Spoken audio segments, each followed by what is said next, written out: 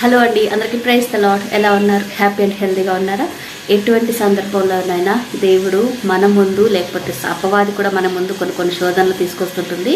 దేవుడి మీద మనకున్న నమ్మకం నిజమైనదా కాదా అని అనేసి మనల్ని కూడా అప్పుడప్పుడు అపవాది పరీక్షిస్తూనే ఉంటుంది కదండి. సో అటువంటి టైమ్స్లో మన ముందు ఏ శోధన వచ్చినా కూడా మనము ఒకటే ధైర్యం తెచ్చుకొని నిబ్బరంగా ఉంటూ దేవుని యందు ఆధారపడి ఆయన వైపు మాత్రమే చూస్తూ ఉన్నామండి. ఎందుకంటే మనము ప్రార్థన చేసే దేవుడు, మనం ఎదురు చూసే దేవుడు నమ్మదగిన వాడండి. ఆయన నమ్మకత్వం ఎలా ఉంటుంది అని అంటే, మనము చేయి విడిచిపెట్టచ్చు, కానీ మనల్ని పట్టుకున్నవాడు మాత్రం మన చేతిని ఎప్పటికీ కూడా విడిచిపెట్టదండి. ఆయన ఇష్టపడడానికి కూడా అసలు ఇష్టపడరు మన చేతిని విడిచిపెట్టడానికి. ఓకేనా? ఎందుకంటే ఆయన మనల్ని అంతగా ప్రేమిస్తున్నారు. ఓకేనా?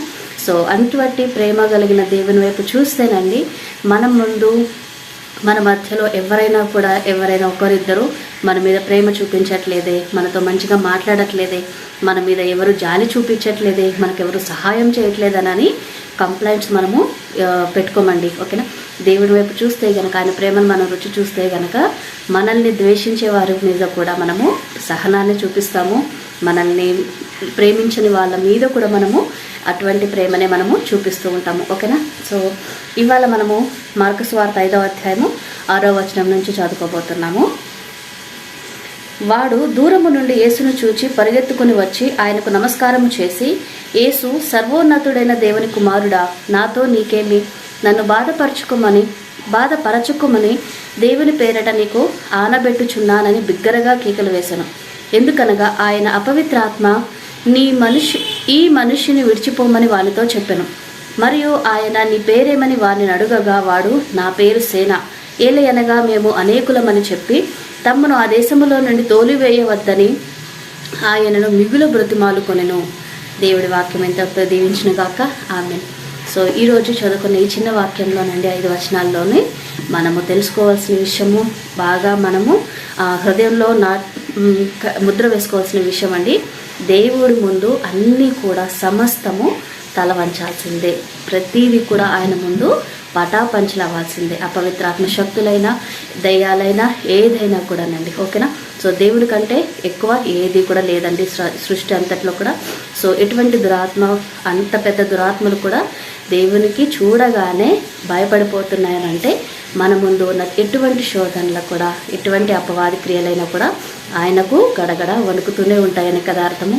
మనమే వాటిని చూసి భయపడుతూ వాటికి లేనిపోని సీన్ని క్రియేట్ చేసి వాటికి బలాన్ని ఇస్తున్నాము. మన బలహీనత, మన భయమే ఎదురుగున్న సమస్యకి, అపవిత్రాత్మ శక్తులకి ప్రభావితం చేసే ప్రతి దురాత్మలకు బలాన్ని మనమే ఇస్తున్నాము. ఓకేనా?